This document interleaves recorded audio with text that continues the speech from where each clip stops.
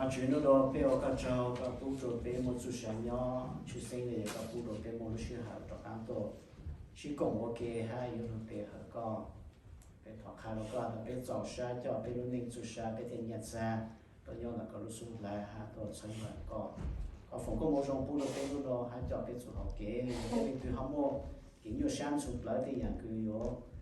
tám bé lúc sáng đã có một tiền là chuột trẻ cái chọn cái chẳng được gì có sĩ béo hoàn giao của có cái béo sáng lúc chuyển có chủ rồi và có một trong bút đồ béo ở chỗ nhà của có được lấy ra cái tay công thầm mong được chú ý xuống đấy à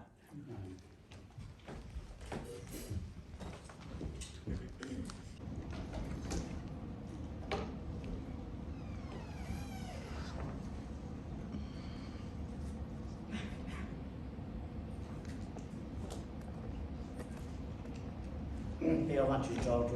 bây giờ lấy gì về nhau rồi cái phần gì nó bây giờ cho mình chú lưu gì mình cứ cho tôi nó có hậu để đầu thơ cho chế tôi nên ha mình đi thấy để tôi nhiều chỉ hay cho lâu chỉ hay cho lúa cho cứ tôi nên đến té cho cứ những hồ bi một chỗ một gì là đấy bây giờ chỉ cho bây giờ lấy gì cho tôi cái phần gì nó lúc đó cũng sẵn cho bây giờ sẽ mà chỉ chủ luôn ra luôn là honoring your father phụ có gì thì yang tăng lúc mà mình hà cho linh sĩ đó là nó của họ sáng hà của cho cái tu nhập kỹ bây giờ mình dùng cái nhau là mình sang giờ họ bao lùm mong rồi là mình mặc xài ok ta mà rằng nó mà cái chuyện hà lúc mình cá đó là hà bây giờ tu nhập kỹ cái bao lùm mong honoring your father mình mua văn chủ luôn thốn rồi cũ nhau rồi cũ phía sau trong tròn lại om tròn lại bé phía sau trong tròn lại om tròn lại bé bây giờ chọn ngành tới luôn lại cứ để cất luôn nó cứ dân nhìn của luôn mình cả của mình nhìn của mình that honor your father and mother which is the first commandment with a promise so that it may be well with you and that you may live long on the earth có yếu chủ phụ có nà có gì yếu thân lại cái chạy cứ mua y lù lù cho trên gì cho ta sú có xa yếu vàng mình ham một chút xa nhon để hữu đúng là thế văn chủ ok văn chủ nó đó bé đi đó ăn lù sáng dù bé lên gì tôi cứ dù bé lù cho đúng là thế nó bây giờ các cháu cứ bây một gì ở cha đến một cái số lần để dù dù có thể gia đình gì để cái khứ để cái bộ tổ nên chúng ta tên để phần gì các cháu cho lên gì cứ nhau rồi để phần gì nó ít cha cũng muốn nông nhung là ít cha cũng chỉ là bi ở lên gì cho nên là bây giờ các cháu ha các phụ công trong bộ cho có số lần nó bây giờ bây giờ tôi giờ kỹ bây giờ sai có số lô có bây giờ phụ bây gì họ có khi bây giờ tôi sẽ lưu trữ có bán bê của bê để cho tôi cho kỹ cứ bê họ cho phụ cái gì một số nó cứ bốn giải đúng là thế đó một cái số nó tôi như nhau họ bây giờ chỉ xuất là để tại công thông mong được chỉ số như thế yếu tố của the guardian họ chú ý tuần sai cái mô bê hồ the backup mix nếu là họ COVID lúc trâu tới cho mình cả nó về我怎么能自己出好路？因为自帮好路到艺术上到，也全部好路过。为了你自己在下头你看，你猜不三个好路啊，是不去帮查好路啊？他不三个好路，做了 Costco，你要热备了啦，做不都几条意向了啦，也今天不都有问题，但是不三个好路个热备这个我哈。我个项目做那个不会太，所以他就不去帮查。我上好了就都告诉我 ，Can you help me？ 你出来的房子，你抓了你的房子，抓了好 Facebook 的。That my dad wants a job, and he wants a job at Costco. 你准备离了他一直等你自由到啊，但是 somehow the manager 你要到了 Costco 啊，不能好 Facebook call 你自己 come for anything. He actually got a job. Got the job. Mà chúng tôi luôn là bây giờ chụp phụ bên gì. Ephesos trong cái on đó là bây giờ chụp phụ bên nào bên gì. Nó nói là gì nó thì bây giờ chỉ hà lên nào,但是不要hà lên gì. Cũng nó bây giờ bây giờ cứ giờ kỹ là mẹ phụ mẹ gì đấy chứ. How do you honor your dad? How do you honor your dad? Mẹ phụ mẹ gì đấy chứ.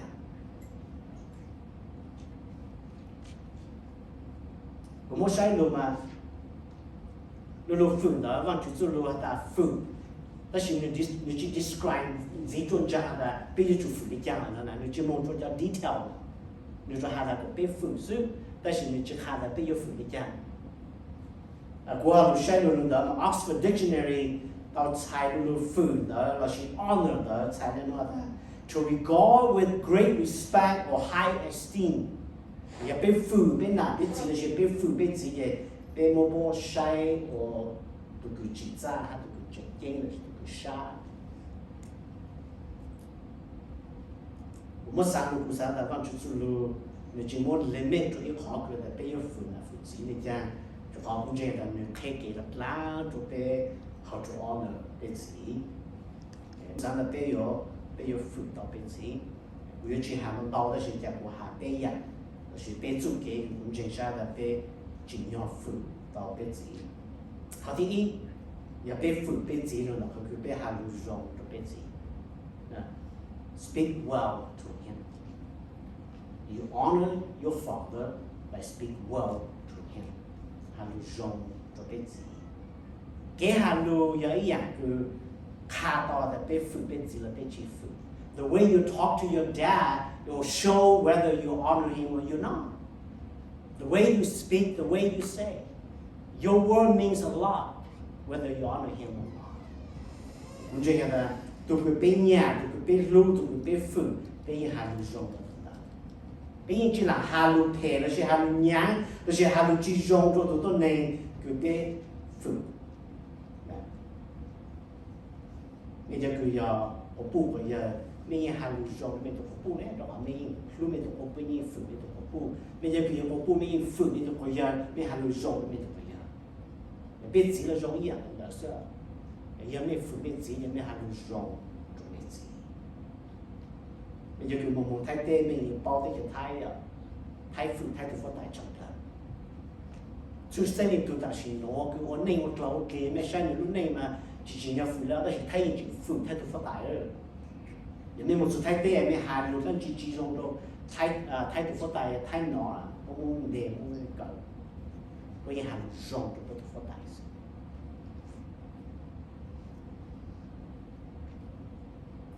bây giờ nhìn on lại bằng cú tôi hỏi nhớ rồi nó mà bằng cú là giờ bây giờ tôi giờ thì bây giờ hà dùng cho bây giờ này là chỉ bây nản mà bằng cú hà là chỉ nhỏ mua về đồ bảo trì. The Exodus trong nên có ý ngài có hiền là anyone who curses father or mother must be put to death. Những cái đó người ta cho các nó hạt thì Giêsu都hạt nhớ trong mà thành trong cuộc chiến là ha. Một số hạt đó cho bé sinh này nó là giờ mấy người hạt nó phê cho mấy nàng mấy gì, là chỉ giờ mấy người phong mấy nàng mấy gì na, curse mấy nàng mấy gì na, cái chuyện nhau mỗi mình nhận đó cho mình đau bắt trên là chỉ một tô bắt trên là. Mình chỉ nhau một này nó bắt tên nó là giờ mấy hạt nó sai chỉ tao mấy nàng mấy gì, là chỉ mấy giáo徒mấy nàng mấy gì, là chỉ mấy curse mấy nàng mấy gì, cái chuyện nhau mỗi mấy tô. Bằng lưu trong bây giờ lại có ý hẳn là some people curse their father and do not thank their mother. Mới cho tôi này actually bây giờ curse bọn nào bọn gì à? Bây giờ hẳn phê cho bọn nào bọn gì? Bây giờ phong bọn nào bọn gì? Bây giờ phong bọn nào bọn gì? There are people like that out there. Ý một đời đó. Mẹ hù mẹ. Của sao đó? The way you hù you gì sự tôi khá đó là you phụ you gì là you chỉ phụ nè. Cho lo yang du thầu u rồi chỉ muốn nó mới trả rồi, nó bố phụ con gì mua thâu lo, lo bây giờ nó phụ thâu nữa vậy, là chỉ lo mấy cái mua old man, my old man là gì thâu lầu là phụ thâu của sáng là luôn luôn nó chỉ ấy luôn luôn rồi giờ yêu phụ yêu chỉ chỉ là mua yêu chỉ hoa thâu lầu rồi quê yêu hoa yêu chỉ chứ khá đó là yêu phụ yêu chỉ là yêu chỉ phụ chỉ nhau biết sĩ để luôn lên chăng rồi biết chỉ của sáng là use kind words sĩ để luôn rồi thọ biết address biết chỉ thọ biết handle rồi biết chỉ là của sáng là sĩ để luôn rồi luôn rồi biết chỉ sĩ hàng address được cái này biết chỉ là ta biết phụ để biết sĩ để luôn rồi là hàng luôn rồi Roger Thompson sao đây hả nếu debate in the English language Lulu honor, love, or country that she sacrificed for the most powerful word. And it's a little name to Stu Weber, tender warrior, Stu Weber, the most powerful word in the English language is not honor, is not sacrifice, it is daddy. Luôn bề lên chỉ you're the most powerful word.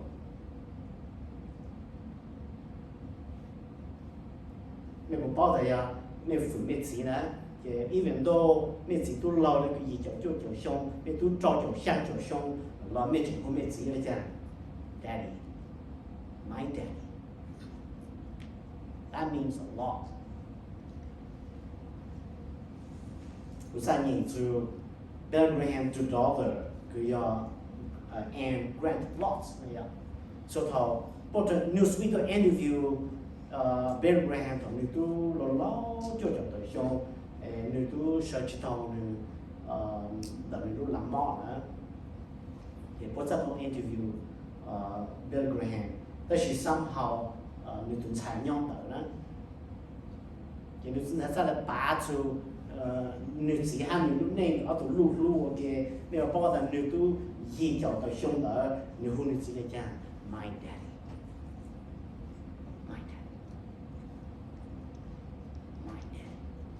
See, that's the most powerful word.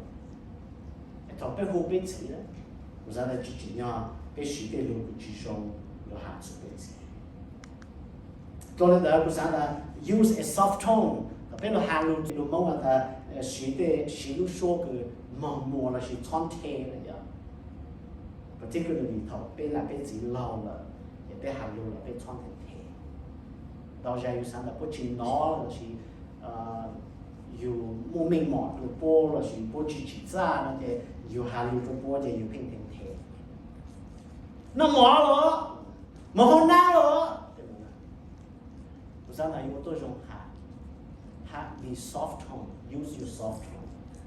ลูกๆคือไปหาแล้วมั่งมั่งเกี่ยหาลูกไปขอ tone of voice หาไปขอ expression says more than the actual word. You do you do you have attitude, you have the way you express you see the bother you food you food. And you don't have mama have to you see. On the telecard or that you food you see. How the arm of treat him well. Good job to God see. Chỉ ở bên Hà Nội rồi bên gì rất là xí cổ, bên ở rong rồi bên gì ha, muốn tranh sát lo lên nó ha, từ cái bên phử bên ở rong rồi, bên ở rong rồi từ cái bên phử, từ cái bên chỉ phử bên, từ ra bên Hà Nội chỉ rong, từ ra bên họ have a bad attitude là chỉ bên bị ai differently cho tụi này cái bên chỉ phử, là chỉ từ cái bên phử mà bên ở rong, giờ cũng demonstrate họ nó, nhớ cho hú neighbor ha Abigail ở tụi này. Also the story of David, cái thầu Samuel David chậu to and David Jimo and David bố cho chọn nhỉ bố chúng nó chúng họ bố chết là David sẽ sang tu trò luôn mà thọ neighbor mới chọn giang cho chung tại giờ có cả nó có một cái giang rồi bé to rồi bé nọ phải bé chọn nhỉ là bé chúng nó họ mà nếu bao nhiêu là neighbor chỉ phụ David neighbor hạ tới chọn lùi chỉ rong cho David 但是 Abigail 佢有 David 個布，嗱你 food David，嗱 neighbor 個布呢行路走，一隻咁型，我度有 conversation， 我度下咗David 嚟咯。But Nabal answered David's servant and said, "Who is David? And who is the son of Jesse? There are many servants today who are each breaking away from his master. Shall I then take my bread and my water and my meat that I have slaughtered for my shares and give it to the man, those whose origin I do not know?"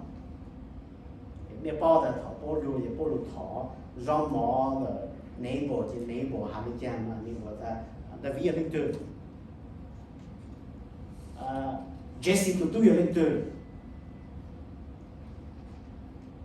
yo chàng của sao mô của tê rong tên mò của tê tlê của tên ga nốt rồi tụi tôi này của chỉ bao nó mà thì the way they express in hành cho dùng đó thì mới bao giờ mình chỉ phụ này tại nên nó nè trong nên đầu tụ in chỉ tận là bao tụ chữ thì rõ thổ này hành đó sử dụng đó thế thì hỏi Abigail nó to neighbor có conversation cái này hà rồi cho tu khai cũng là vì sao ở thì mình bao giờ mình chỉ intervene the possibility cái neighbor ở trong đây mình tổ mình sẽ để làm tăng kế ha một thọ để về rồi được tao thì thằng nó để mình tổ đó chỉ là tu khai tổ nó chỉ để actually tổ thì là cái mình có cho được cái mình nghĩ sao nên là now therefore my Lord, as the Lord lives and as your soul lives, since the Lord has restrained you from shedding blood and from avenging yourself by your own hand, now then let your enemies and those who seek evil against my Lord be as Nabal. Now let this gift which your maidservant has brought to my Lord be given to the young men who accompany my Lord.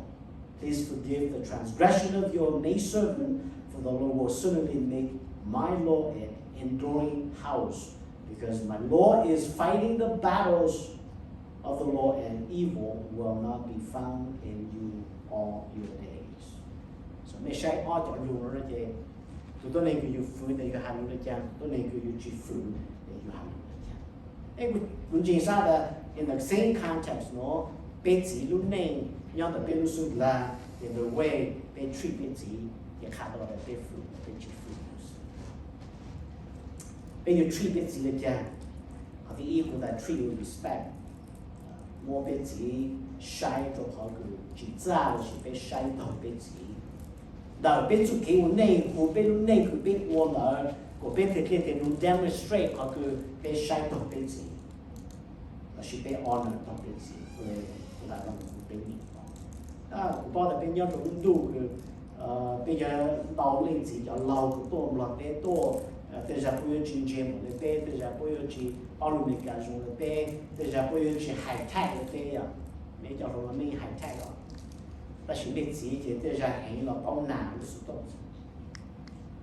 thì somehow cái thọ bé bù biết chỉ lên đó, thì bé sẽ chỉ thọ biết chỉ,只要biết chỉ chơi cái bé chỉ bao nhiêu cái bé, 我知道了别人善良。và被主 treat with respect, sai tầm này. Cái khó cứ focus on the family or mà có bên thẳng through the family này thì có sao đây được không? Survey là chỉ đủ tôi này ha trọi khó cứ là how do you honor your parents?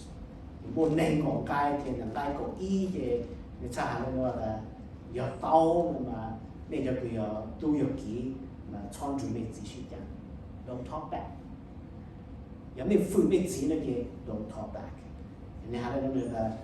when you disagree with your parents or are feeling emotional, it's easy to be disrespectful. Make a conscious effort to control your words and body language and be respectful. Yeah, sometimes mình disagree with me. Actually, mình disagree with me. Là người ta có tổ yếu sang chủ, chủ yếu khen, sai tao gì. Rồi ý khó mà cũng sao là treat him with love. Bé lưu bên gì. Lưu yêu gì là cứ lưu yêu gì. Bây giờ yêu gì chỉ dùng để lưu tu linh gì á. Và chỉ cho nên đó là lưu yêu gì. Để yêu gì là cứ yêu một cái sự lưu tạo. Oftentimes, bây giờ mình nhiều tán ninh nữa là you can tell your dad that you love him. Right? Just say it, Dad, I love you. There's nothing wrong with that. Bây giờ chỉ nên lòng nó bây chỉ tao nó thôi, đó chỉ bên nó là nhá, bây giờ một lát nào nó chủ rồi.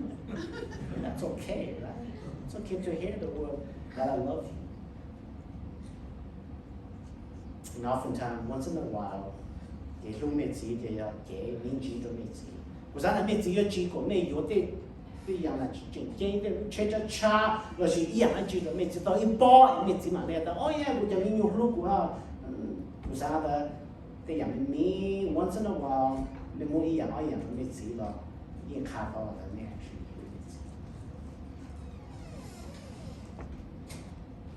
Mà sẽ là có nên注意做自己，特別是，因為我是非常多嘛，你莫意都多。mà rồi quay cái xe mình tu được cho mình nhiều số là ô cứ ta gì tu là hắn mình chỉ kể hắn là giờ là ít chồng tu hắn sẽ là hay là gì tu straight là đó cái nó quá một chút mình cho cái mình gì này để cho tu lụt tàng á thì bố một chỗ một gì ta bố sĩ cổng nhà rồi lúc xây được cho mình chỉ cho a little bit of showing their love father. Which I had to make them more because many of you may not be a father. But a little bit, something you can do to show that you love your dad. Show that you love your dad.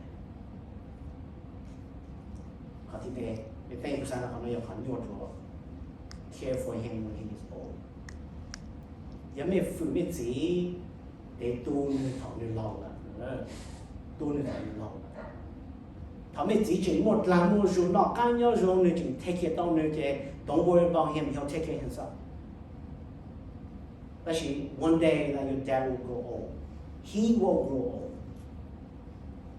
One day you become parents and he become children. That's the day you honor him. You see? It's easy to honor him when he is capable of doing himself and take care of everything by himself. But it will be challenged to honor him when he is old. So bé phụ bé chỉ cái bé tu luyện thằng nữa là, thằng cứ sợ chỉ tao thằng nữa mong chỉ tao thằng nữa no chỉ tao thằng nữa nắng chỉ tao nữa tụi khen á, cái thằng nó là, cái thằng cứ bé phụ bé chỉ là bé chỉ phụ.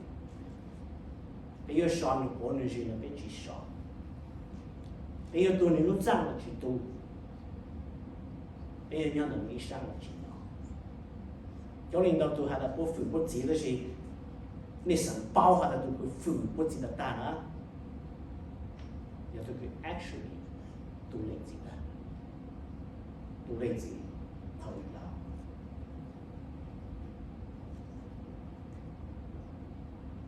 Salomon vậy tôi cứ yêu họ phụ trong trong bờ ham mô mình tụi nhiều trong trong bờ Salomon hà tới luôn luôn cứ chỉ nhờ nó bé số trời sáng anh cha cũng nhìn Salomon cho luôn tận chủ đề để lúc khác trông tròn lại bé. If a man fathers 100 children and lives many years, however many they be, but his soul is not satisfied with good things, and he does not even get a proper burial, then I say, better the miscarriage than he. Hallelujah. Do ít tuổi chỉ nên từ chẳng một mình tụi mình nhiều trong bỏ này chả. Giờ này chỉ cháu xa hát nụ cứ nụ tôn đó ấy tụi chúng mình từ lò nữa nè. Cho nên tụi chúng bảo lên tụi mình nhiều cứ mua nhau hôn lên là lúc lại chỉ dù luôn. họ nó cũng chỉ ra là sao một chiếc hạt dù nó tuồn nữa sao ta xin hạt ta giờ có dùng tới ít bao nhiêu chú là em thọ có lâu lâu có tu sao có tu kia nữa em chúng mấy tu có rồi thọ nó thì sụt chi vô nó cũng là cũng dùng tới tu sao để nó chỉ tu của nó nhé ta xin này dùng tới sang gì tu nữa em bông hoa bông này ta em dùng ngay chúng mình từ tu dùng là em nuôi dùng to hay chúng mình từ lo dùng là và nó có thể dùng khăn chi rồi sao là mong hay là đó dùng khăn chi à chỉ dùng khăn chi bây giờ cứ dùng nhiều lắm biết sáng dùng nó biết là biết gì dùng tao biết là tu biết là em nuôi cái biết gì anh dạy biết là biết chỉ tu nữa bây giờ biết phụ biết gì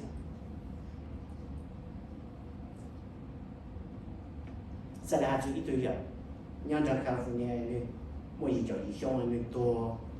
chúng mình từ lúc thành lúc ba đi nè cái city to thể nhà một khởi lúc họ mỗi người lo cho họ sau lúc bên cho họ ăn nền chúng mình bé có mà discover to cái là nếu more several grandchildren and many children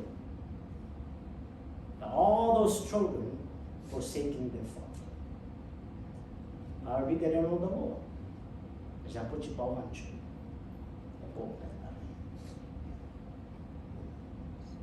của hai đứa bây giờ cứ giờ tôi giờ kia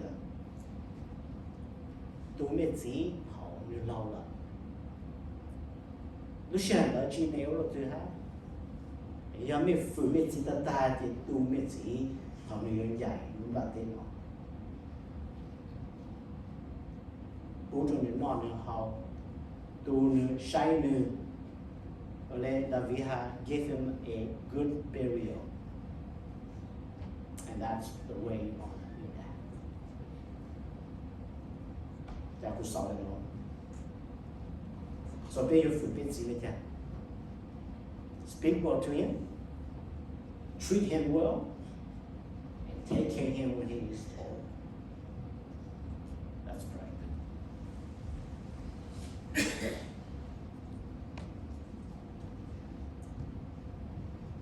Mà chứ bây giờ có trong cửa cho bây giờ lấy chỉ cái có bù cho bây mua nhau cho bây giờ nên